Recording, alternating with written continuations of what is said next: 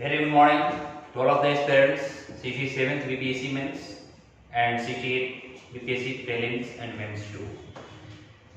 चूँकि हम सभी BPSC मेंस का CT 7th का तैयारी में लग चुके हैं, 68 का भी सरकार की तरफ से आप देख रहे हैं कि इन्फॉर्मेशन दिया जा रहा है कि बहुत जल्द ही दिया जाएगा। अब जिस तरह से CT 7th का मेंस का एक डेडलाइन लेकर चल रहा है कि दिसंबर तक आपको एनीवे प्रिपेयर हो जाना है। इसी परिप्रेक्ष्य में आज हम लोग एक टॉपिक के साथ बात करेंगे। क्योंकि अब छुट्टी का दौर आ चुका है, दिवाली और छठ का दौर आ चुका है, तो क्लासेस तो संभव है नहीं, तो कुछ मेंस के छोटे छोटे पॉइंट्स में हम आपको बता दूंगा कि कौन कौन से ऐसे पॉइंट्स होंगे जिसके द्वारा आप अपने मेंस को और बहुत ज़्यादा इफेक्टिव बनाएंगे। कहीं कुछ ऐसे क्लासेस हैं जहाँ पर हम जीएस करंट अफेयर कंप्लीट कर लिया, कुछ ऐसे भी बच्चे हैं जो भी नए ज्वाइन ही किए। तो ये जो 10 दिन की छुट्टी है, ये 10 दिन की छुट्टी में आप क्या करेंगे, कुछ आप पॉइंट्स को कम से कम ग्रास्प कर लें, जिससे कि आपका एक ग्रास्पिंग लेवल जो होगा, कंटेंट जो होगा वो आपके पास हो और आप और बेहतर कर सकते हैं। ओके, तो चूंकि आज हम लोग जो टॉपिक ले रहे हैं, क्योंकि हम लोग सब देख रहे हैं कि अंतर्राष्ट्रीय स्तर पर एक जो सबसे बड़ी जो चुनौती बना हुआ है, इस चुनौती को हम लोग सब लोग देख रहे हैं। चुनौती का नाम है रसिया यूक्रेन कॉन्फ्लिक्ट, यानी रूस और यूक्रेन के बीच में जो विवाद चल रहा है। क्योंकि आपने देखा होगा कि 24 फरवरी है ना, 24 फरवरी 2022 को पहली बार ये दोनों आपस में कॉन्फ्लिक्ट करते हैं। मतलब हम कह सकते हैं कि रसिया जो है रूस पर हमला शुरू कर देता है। और 24 फरवरी 2022 से लेकर के अभी तक की हम बात करते हैं, तो यह दौर हमारा लगभग 8 महीना हो चुका है, लेकिन 8 महीना में किसी भी प्रकार का कोई रिजल्ट, कोई परिणाम नहीं निकले। उसके बावजूद भी देखा जाए तो दोनों देश आपस में लड़ रहे हैं। अंतर्राष्ट्रीय स्तर पर यदि देखा जाए, वैश्विक स्तर पर इसका एक नकारात्मक प्रभाव भी देखने को मिल रहा है। तो अब प्रश्न होता है कि आखिर युद्ध के कारण क्या है, युद्ध से क्या परिणाम निकलेंगे, दोनों को युद्ध करने का उद्देश्य क्या है, इस पे भौगोलिक या वैश्विक स्तर पर अर्थव्यवस्था पर क्या प्रभाव पड़ेंगे, इस सारे चुनौतियों को हम देखेंगे। लेकिन क्योंकि हम सभी को ये जानना चाहिए कि जब हम रूस यूक्रेन के विवाद की बात करते हैं, तो सबसे पहला प्रश्न होता है कि कारण कौन कौन से हैं। नॉर्मली अभी के डेट में स्टूडेंट्स से पूछा जाए तो स्टूडेंट्स पहले बता देंगे कि दोनों के विवाद का मुख्य कारण जो है नाटो है। सबसे पहला आपका रिजल्ट आएगा कि इसका सबसे पहला जो कारण है नाटो है। लेकिन ये तो नाटो हम सब लोग जानते हैं, नाटो के अलावा भी तो कोई कारण होंगे। तो हम नाटो के अलावा, नाटो को सब लोग जानते हैं इसलिए नाटो को भी हम रखेंगे। नाटो के अलावा भी अन्य कारण हो सकते हैं। वह अन्य कारण कौन होंगे, भौगोलिक कारण हो सकते हैं। अन्य कारण की बात करें, इसके पीछे राजनीतिक भी कारण हो सकता है, इसकी आर्थिक कारण भी हो सकता है, इसका हम एक समाज पर भी प्रभाव पड़ सकता है, जिसको आप भाषाई कारण कह सकते हैं, क्योंकि भाषा का ये एक बहुत बड़ा प्रॉब्लम आ रही है। और लास्ट हम कह सकते हैं कि सैन्य कारण इसका हो सकता है। मतलब हम कह सकते हैं कि जब हम एक विवाद देखते हैं, खासतौर पे यूक्रेन और रसिया के बीच में जब हम विवाद को देखते हैं, तो इस विवाद में नाटो ही एकमात्र कारण नहीं हो सकता। एक कारण को लेकर के दोनों देश आपस में जो लंबा तुतु में या कह सकते हैं कि विध्वंसकारी जो एक आक्रमण एक दूसरे पर कर रहे हैं, यह कभी भी एक छोटा, एक नाटो जिसको हमने भी छोटा होगा, एक नाटो ऐसे मुद्दा को लेकर के दोनों देश नहीं कर सकते, बल्कि हम कह सकते हैं कि इसके विविध कारण हैं।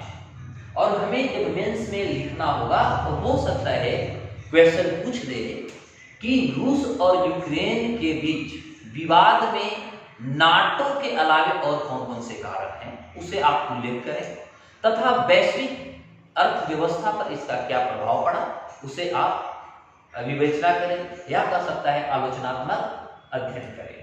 तो इस तरह से क्वेश्चंस बन सकते हैं कि क्वेश्चंस की संभावनाएं इस तरह से बनाई जा सकती है। तो अब प्रश्न होता है कि जब हम कारण की बात करेंगे तो हमारे पास कारण देखा जाए तो हमने कारण आपके पास मुख्य रूप से देखा जाए तो हमने लगभग 5 कारण 6 कारण आपके पास हम रख दिया। मतलब हुआ कि जब हम किसी टॉपिक पर जब लिखना स्टार्ट करें तो सबसे पहले आपको यह ध्यान देना होगा, कोई भी टॉपिक पे आप लिखिए, सबसे पहले आप एक माइंड मैप तैयार कर लीजिए। माइंड मैप में बोल रहा हूं, मैनुअल का मतलब आप इस पे क्या क्या, this is called roughing, diagram, graph in your mind. तो दिमाग में एक आप माइंड मैप तैयार कर लीजिए, एक ग्राफ तैयार कर लीजिए कि इसका क्या क्या इसमें हमें लिखना होगा, कैसे हम इसको अट्रैक्टिव बनाएंगे। अब प्रश्न होता है नाटो का, क्योंकि यदि हम नाटो के इतिहास को देखते हैं तो हम सभी को पता है कि नाटो की आखिर स्थापना क्यों किया गया, नाटो की स्थापना करने के पीछे कारण क्या थे। तो चूंकि हम सभी जानते हैं कि नाटो जो है एक सैन्य संगठन है ना, यह एक सैन्य संगठन है जिसकी स्थापना हमने देखा 4 अप्रैल 1949 में इसकी स्थापना हुई थी और इसका हेडक्वार्टर जो है ब्रुसेल्स है।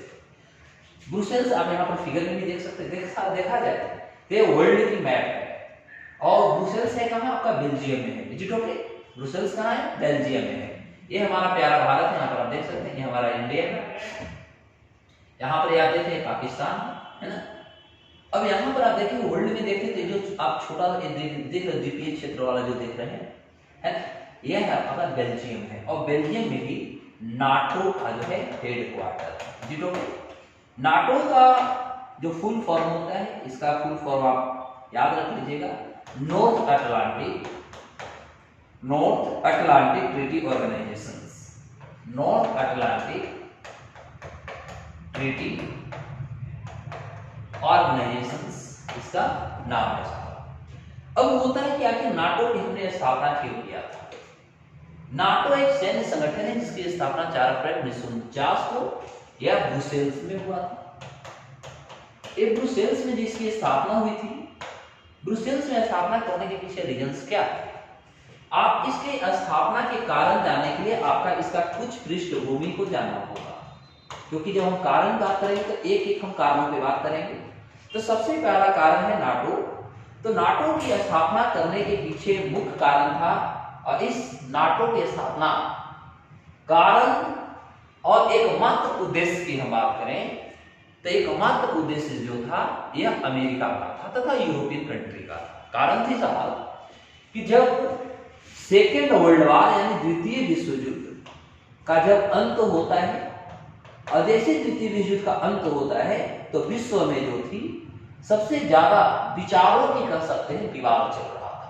वह विचारों का जो विवाद था, वह विचारों को विवाद के रूप में आप कह सकते हैं कि 2 देश थे, एक जो था उस समय का यूएसएसआर था और एक जो था यूएसए था, अमेरिका था। Is it okay.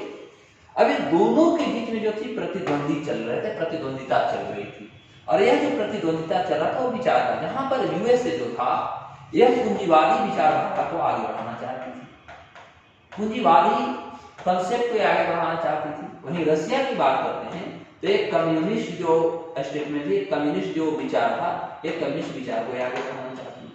अमेरिका जो था रूस के कम्युनिस्ट विचार को आलोचना किया करता था, और रूस जो था अमेरिका की जो भी इसके पूंजीवादी विचारधारा था इसको आलोचना करती थी। अब ये दोनों के बीच में साहब इतनी लंबी हम कह सकते हैं कि दौर चला, लंबी दोनों के बीच में ये जो विवाद चली, यह विवाद सोचने वाली बात है कि जहां पर अमेरिका जो था रूस को रोकने के लिए भिन्न प्रकार के संस्थान का गठन कर दिया, या आप कह सकते हैं संगठन का गठन कर दिया। इसके पीछे रीजन था कि किसी तरह जो रसिया का विस्तार चल रही थी या रसिया का जो अंतरराष्ट्रीय स्तर पर जो प्रभाव चल रहे थे उस प्रभाव को रोका जाए, और उस प्रभाव को रोकने के लिए ही अमेरिका तथा यूरोपियन कंट्री उस समय नाटो का गठन किए थे। तो उस समय जब स्टार्टिंग इसकी गठन की गई थी जिसमें टोटल सदस्यों की संख्या 12 था, जिसमें 11 यूरोपियन यूनियन, एक जो था अमेरिका का, टोटल हो गए 12। अभी वर्तमान में यदि देखा जाए तो इसमें सदस्यों की संख्या टोटल जो है 30 हो चुका है। तो 30 में आप याद रखिएगा कि 30 में एक अमेरिका है प्लस यूरोपियन यूनियन या यूरोपियन कंट्रीज में आ जाते हैं। और इसका सबसे ज्यादा जो विस्तार देखा जाता है, इसकी विस्तार सबसे ज्यादा होती है जब सोवियत संघ 1991 में यह ब्रेकडाउन होता है, टूट जाता है। तो टूटने के बाद इसका सबसे ज्यादा विस्तार देखने को मिलता है, यहाँ तक कि जो यूएसएसआर था यानी सोवियत जो संघ था, तो सोवियत संघ के यहाँ तक कि जब 1991 में 15 देशों में टूटा, तो टूटने के बाद मैं बता दूं कि जो यहाँ पर बाल्टिक कंट्री थे, यह तीनों जो बाल्टिक कंट्री हैं, ये तीनों बाल्टिक कंट्री ही सबसे पहले इसकी सदस्यता लेता है। अब होता है कि इसका यूक्रेन भी लेता है, यूक्रेन भी इसका सदस्य होना चाहता है। तो इसके कारण नाटो क्या है, अब इसको थोड़ा सा विस्तृत ढंग से समझिएगा। देखिए अब अमेरिका, सॉरी, ये जो रसिया जो है, रसिया नहीं चाहता कि यूक्रेन जो है, यूक्रेन नाटो का सदस्य बने। उसके पीछे बहुत सारे कारण हैं साहब। कारण क्या है कि यदि हम अभी नाटो की बात करें, तो अभी नाटो के पास वर्तमान की मैं बात कर रहा हूं, तो नाटो के पास लगभग 30 लाख से अधिक जो है सेना है, यानी कह सकते हैं आर्मी है या पुलिस है। वहीं यदि हम यूएसएसआर अभी का बात करें, हम रसिया का, रूस का, तो अभी वर्तमान में रूस के पास सदस्य या पुलिस जो है संख्या, यह मात्र अभी देखा जाए तो लगभग 12 लाख है। अब यहाँ पर 12 लाख, उसके बाद टोटल 30 लाख, प्लस यूक्रेन भी आता है, तो यूक्रेन की भी सेना इसके साथ। अब इससे देखा जाए तो लगभग 2.5 गुना उसकी ज्यादा है। अब कहीं न कहीं रसिया को यह लगता है कि यदि यूक्रेन इसका सदस्य बन जाता है, तो मायने सी बात है कि यह सैन्य गतिविधि में यह कहीं न कहीं पीछे हो जाएगा। दूसरी बात, जब नाटो की पहुंच जो होगी रूस के बॉर्डर तक होगा, भौगोलिक क्षेत्र यानी सीमा तक जब होगी, तो रसिया को यह डर लगता है कि उसका जो सीमा होगा सुरक्षित होगा, तथा नाटो अमेरिका प्रत्यक्ष और अप्रत्यक्ष रूप से वहां पर अपनी प्रभाव छोड़ेंगे या इंटरफेरेंस करेंगे। अब प्रश्न होता है कि ऐसा क्या हुआ कि नाटो का सदस्य बनना चाहता है यूक्रेन। तो चूंकि देखा जाए, इसमें थोड़ा मैं आपको हिस्ट्री समझा देता हूं पीछे वाला। तो देखा जाए तो मैं बात करूंगा नवंबर 2013 का। नवंबर 2013 का हम बात कर रहे हैं। नवंबर 2013 में जो यूक्रेन था, यूक्रेन के उस समय जो राष्ट्रपति थे, ये राष्ट्रपति का नाम था यानुकोविच। याद रखिएगा, यानुकोविच। यह व्यक्ति जो थे, यह उस समय नवंबर 2013 में ये यूक्रेन के राष्ट्रपति थे। अब क्या होता है साहब कि जो यूक्रेन है, मान लीजिए ये यूक्रेन है, इमेजिन कर लीजिएगा, तो यूक्रेन को आप दो भागों में बांट करके आप इसको देख सकते हैं। मान लीजिए इसको दो भागों में बांटते हैं, एक जो होगा वो हमारा ईस्ट वाला पार्ट हो जाएगा और एक जो हमारा वेस्ट वाला पार्ट होगा। मान लीजिए ऐसे तो आप नॉर्थ और साउथ से देखिएगा, इमेजिन कर लीजिएगा, ठीक है।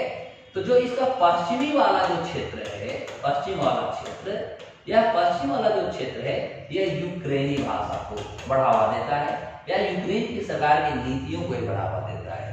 वहीं जो ईस्ट वाला क्षेत्र है साहब, यह ईस्ट वाला क्षेत्र जो है रूसी भाषा को बोलता है तथा रूसी सरकार के गतिविधियों को ये बढ़ावा देना चाहता है। मोटा मोटी तौर पे हम कह सकते हैं कि ये जो रूसी भाषा को बढ़ावा देते हैं तथा रूसी सरकार को जो बढ़ावा देते हैं, यह एक तरह से हम कह सकते हैं यह एक अलगाववाद है, ठीक है, अलगाववाद है जिसे यूक्रेन मानता है। तो चूंकि उस समय क्या हुआ, नवंबर 2013 की बात है कि यानुकोविच जो थे, यानुकोविच का यदि हम सपोर्ट की बात करते हैं, इनको सपोर्ट रूस से ऑलरेडी उस समय मिला हुआ था। साथ ही साथ ऐसा कहा जाता है कि यह व्यक्ति को अमेरिका तथा इंग्लैंड का भी सहयोग मिलता था। अब क्या होता है कि इनका विरोध जो हुई, सबसे ज्यादा इनका विरोध होने लगा इधर से, भाषाई आधार पर इनका विरोध होना शुरू हो जाता है। और इतनी विरोध होती है कि यानुकोविच साहब जो हैं, इनको फाइनली अपने पद, राष्ट्रपति पद से इनको इस्तीफा दे देना पड़ता है। और इस्तीफा देने के बाद यह अंतरराष्ट्रीय स्तर पर यह शरण मांगते हैं, जिसको आप शरणार्थी कह सकते हैं। और फाइनली इस व्यक्ति को कोई शरण नहीं दे रहा था, अब इनको शरण दिया रसिया। उस समय से अभी तक ये रूस में एक शरणार्थी के रूप में रह रहे हैं। शरणार्थी के रूप में ये जाकर के रूस में रहना शुरू कर देते हैं। अब क्या होता है कि जैसे अभी रसिया पहुंच गए, तो रसिया की जो सरकार थी, उसी समय हम कह सकते हैं कि ये बात होती है 2014 का। जो दक्षिणी क्षेत्र है यूक्रेन का, जो दक्षिणी क्षेत्र को आप देखिएगा, ऐसा मैं इसे बात दिखाऊंगा, तो दक्षिणी जो यूक्रेन का जो क्षेत्र है, वो दक्षिणी क्षेत्र पर एक क्रीमिया भी है आपका दिखता है। उस क्रीमिया पर अंततः रसिया जो थी अटैक कर देता है, आक्रमण कर देता है और आक्रमण करके उन क्षेत्रों को अपने में सम्मिलित कर लेता है, या कर सकते हैं वहां व्यवस्थित ढंग से अपनी शासक कार्य प्रणाली को व्यवस्थित करता है। अब प्रश्न होता है क्या कि जो यूक्रेन के अभी राष्ट्रपति हैं, अब इनको ऐसा डर सताता है कि जिस तरह से रसिया ने क्रीमिया क्षेत्र को अपने में सम्मिलित कर लिया, आने वाले भविष्य में ऐसे छोटे छोटे क्षेत्रों को सम्मिलित करते जाएगा। और कहीं न कहीं यूक्रेन जो थी है भविष्य की इस तरह के जो इसको चिंता सता रहा है, ये भविष्य की चिंताओं से बाहर निकलने हेतु यह वर्ल्ड के दुनिया की एक ऐसी संस्था तथा ऐसे संगठन के साथ मिलना चाहता है जो इसको सुरक्षा प्रदान करे, भविष्य की चिंताओं से बाहर निकाल सके। और इसी आधार पर इसको सबसे अच्छा यदि दुनिया में दिखा जहां पर इसको सुरक्षा मिलेगी, इन्होंने नाटो को चुना। तो नाटो एक सैन्य संगठन है और इसका स्थापना ही किया गया था रूस के विस्तार को रोकने के लिए। अमेरिका तथा यूरोप के कंट्री के द्वारा किया ही गया था कि रूस का जो विस्तार चल रही है इसको हम रोकेंगे। और रूस और अमेरिका के बीच में सोचिएगा कि 1945 से लेकर के जब रूस का विघटन होता है 1991 में, ये दोनों के बीच में जो लंबा जो दौर चलता है, इसी दौर को हम लोग शीत युद्ध बोलते हैं। क्या बोलते हैं इसको हम लोग? शीत युद्ध का दौर बोलते हैं। और इसके बीच में भिन्न भिन्न प्रकार के दोनों के बीच में ऐसे ऐसे टसल हुए हैं, ऐसे ऐसे विवादें हुए हैं, जो कि अब जब आप स्टडी करते हैं देखते तो ऐसा माना जाता था कि अब थर्ड वर्ल्ड वार हो ही जाएगा। क्योंकि इसमें आपने देखा होगा कि ये शीत युद्ध के दौर में जहां पर रसिया को रोकने के लिए अमेरिका जो था नाटो को लाया, उसके बाद रसिया भी पीछे नहीं आया, उन्होंने सीटो को लाया, फिर अमेरिका जो था सेंटो को लाया, फिर आपने वार्सा पैक्ट के बारे में पढ़ा होगा, है ना। उसके बाद रसिया जो था अमेरिका को रोकने के लिए इन्होंने उस समय की यदि बात करें तो क्यूबा, है ना, क्यूबा में इन्होंने मिसाइल तक लगा दिया था जिससे कि रसिया को रोका जाए। और अमेरिका भी कम नहीं, तो रसिया ने क्यूबा में जैसे ही मिसाइल लगा दिया, जिसको हम लोग क्यूबा मिसाइल संकट के नाम से जानते हैं, उसी दौरान आपने देखा होगा कि अमेरिका भी तुर्की तक पहुंच बना दी थी और ये भी वहां पर मिसाइल बनाना शुरू किया था जिससे कि रसिया के विस्तार नीति को या रसिया को रोका जाए। और फाइनली आपने इसी में देखा होगा कि अंतरराष्ट्रीय स्तर पर अंतरराष्ट्रीय संगठन संयुक्त राष्ट्र जो थी, संयुक्त राष्ट्र इसमें इन्वॉल्वमेंट हो जाता है और वह दोनों के बीच में इंटरफेयर करता है। और इंटरफेयर करने के बाद फाइनली ये जो मिसाइल संकट जैसी गतिविधि हुई थी, जो तीसरे विश्व युद्ध की चुनौती दे रहा था, घंटी बज रही थी, इस चीजों को समाप्त किया गया। और फाइनली गुटबाजी ही आप कर सकते हैं कि गुटबाजी जो अमेरिका तथा यूरोप के जो राष्ट्र थे, इनकी गुटबाजी के ही आधार पर फाइनली उस समय में जो सोवियत संघ था वो उन्होंने 15 भागों में टूट गया। तो यह भी एक बहुत बड़ा कारण है। और इसके अलावे यदि देखा जाए तो आपसे ये भी प्रश्न हो सकता है कि जहां पर रसिया, रूस विश्व के क्षेत्रफल की दृष्टि से देखते हैं तो सबसे बड़ा देश है साहब, वही यदि यूक्रेन की बात करें तो मात्र मैं बयान कर रहा हूं 6 लाख, ध्यान दीजिएगा, ये मात्र 6 लाख किलोमीटर स्क्वायर में फैला हुआ यूक्रेन है, जिसकी आबादी मात्र 4.41 करोड़ है। ठीक है, वहीं यदि रसिया की बात करते हैं तो रसिया लगभग 17.73 मिलियन किलोमीटर स्क्वायर में फैला हुआ है, लगभग 17 मिलियन प्लस उसके अलावा भी मिलियन किलोमीटर, जहां की आबादी 14.41 करोड़ है। अब प्रश्न बनता है कि रसिया ऑलरेडी क्षेत्रफल की दृष्टि से इतनी बड़ा रहा, ऑलरेडी प्राकृतिक संसाधन से भरा हुआ रहा, इसके पास इतने सा साइंस एंड टेक्नोलॉजी है, इनके पास इतने अच्छा एग्रीकल्चर है। यदि हम कच्चा तेल की बात करते हैं तो विश्व में इसका 40% कंट्रीब्यूशन हम लोग देख रहे हैं। यदि गेहूं की बात करते हैं तो गेहूं में सबसे ज्यादा निर्यातक देश के रूप में, पहला निर्यातक देश के रूप में रसिया को जाना जाता है। वहीं यूक्रेन जो होती है निर्यातक गेहूं के रूप में 5वां स्थान पर आता है। तो ओवरऑल एक प्रश्न बनता है कि जब रसिया हर फील्ड में इतना विकसित है तो आखिर एक छोटा सा राष्ट्र पर आक्रमण तथा उसे नाटो का सदस्य होने से क्यों रोकता है, यह भी एक बहुत बड़ा प्रश्न है जिसे हम सभी को इसका जवाब होना चाहिए।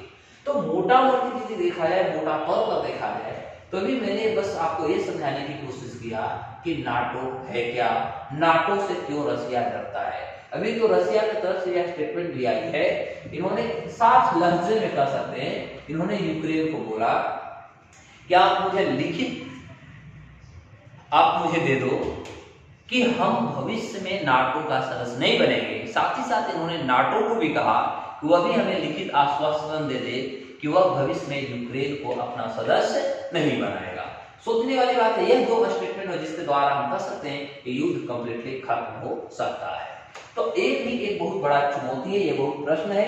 तो इस क्वेश्चन का भी जवाब हम लोग आगे ढूंढेंगे, क्योंकि कारण मैंने भी आपको देखा बहुत सारे कारण हैं, और उस कारण में अभी हमने जो चर्चा कर रहा हूँ केवल नाटो का ही चर्चा कर रहा हूँ। अब आप देख सकते हैं, यदि हम कुछ मैप के आधार को देखते हैं, तो मैप के आधार पे आप यहाँ पर देख सकते हैं नॉर्थ अटलांटिक ट्रीटी ऑर्गेनाइजेशन की बात करें तो ये देखिएगा जो नाटो है साहब, ये नाटो का आखिर विस्तार कैसे कैसे हुआ आप इसको देख सकते हैं। तो नाटो का हम दो रूपों में देखते हैं। नाटो का जो मेंबर्स हैं और पार्टनर्स हैं, ये जो बुल्लू वाले दिख रहे हैं ये मेंबर्स कंट्री है। तो अभी जस्ट मैंने आपको बताया था कि जो इसके मेंबर्स कंट्री हैं अभी तत्काल तो स्टार्टिंग इसके 12 थे, लेकिन वर्तमान इसके 30 हो गए हैं। फिर यूरो अटलांटिक पार्टनरशिप कंट्रीज कौन कौन है या काउंसिल कौन कौन क्या है। नाटो जो है मेडिटेरेनियन डायलॉग को क्या है मानता है, इस्तांबुल कोऑपरेशन इनिशिएटिव्स के अंतर्गत क्या होती है, नाटो का हेडक्वार्टर जैसा जो मैंने बताया ब्रुसेल्स में, और पार्टनरशिप अक्रॉस द ग्लोब, पूरे दुनिया के जिसे हम ग्लोब देखते हैं तो ये कहां पार्टनर इसके बारे में। तो यदि हम टाइम लाइन की बात करें कैसे कैसे नाटो का विस्तार हुआ, तो देखने वाली बात है, हम सिंपल सा इस कांसेप्ट को आप याद कर सकते हैं जिससे कि आपके पास एक अच्छी कंटेंट हो सकती है। Is it okay?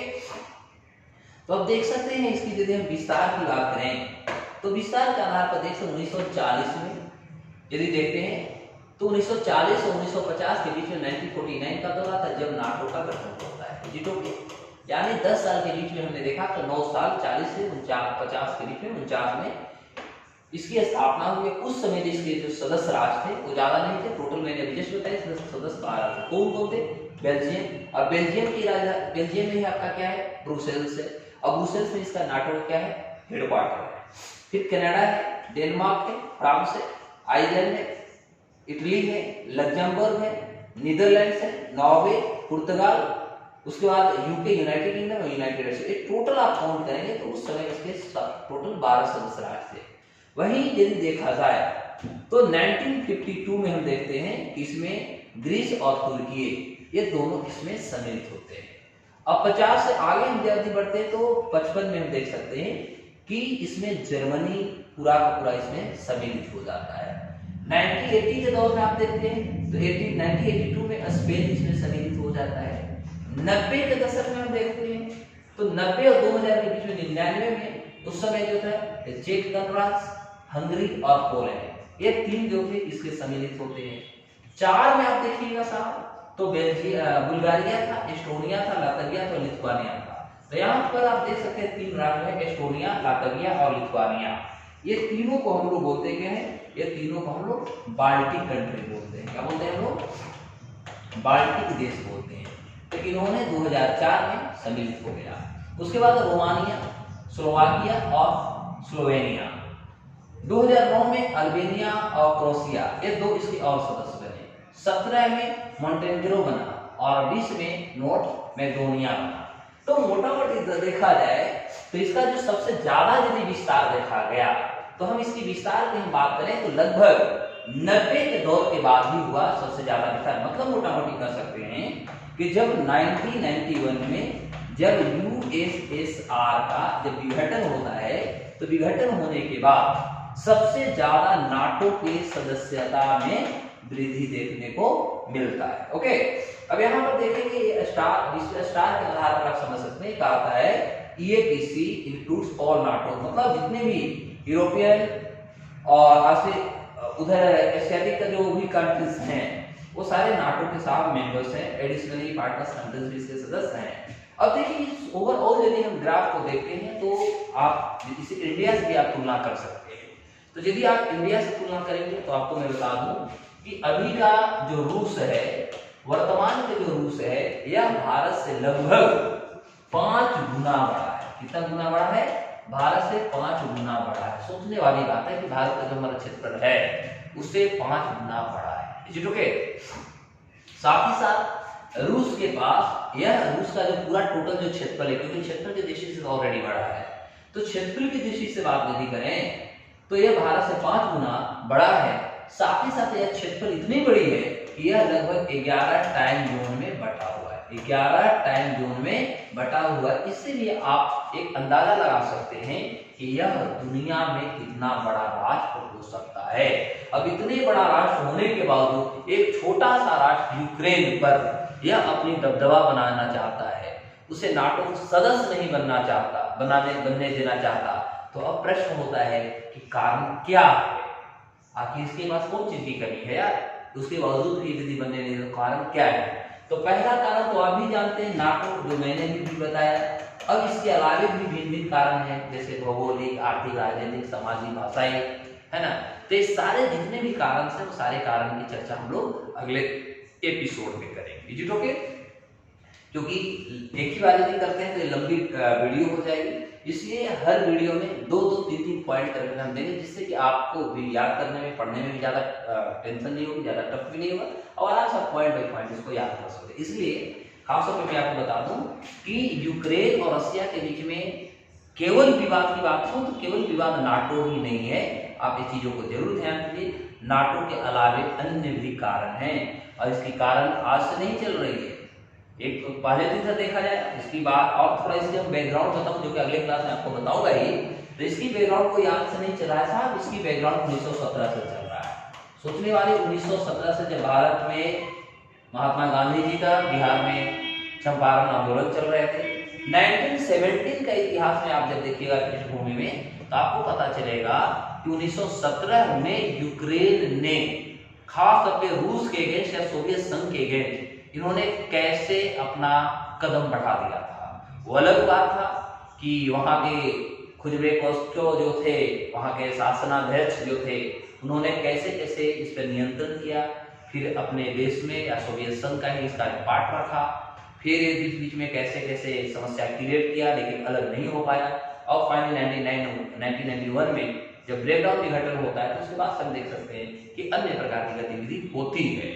तो ये सारे पृष्ठभूमियों को हम लोग, जैसे भौगोलिक बात करेंगे, राजनीतिक, सामाजिक, आर्थिक, सब जब बात करेंगे, इससे पूरी भौगोलिक क्षेत्रों को हम लोग देखें, पूरी इसकी पृष्ठभूमि को देखेंगे, तो जाकर के पूरा स्पष्ट हो जाएगा, अच्छा इसमें ऐसा ऐसा भी होता है। ठीक है, तो हम लोग फिर इसी एपिसोड को आगे भी कंटिन्यू रखेंगे, बहुत सारी इसमें कारण भी पढ़नी है। तब तक के लिए बाय बाय, नमस्कार, जय हिंद।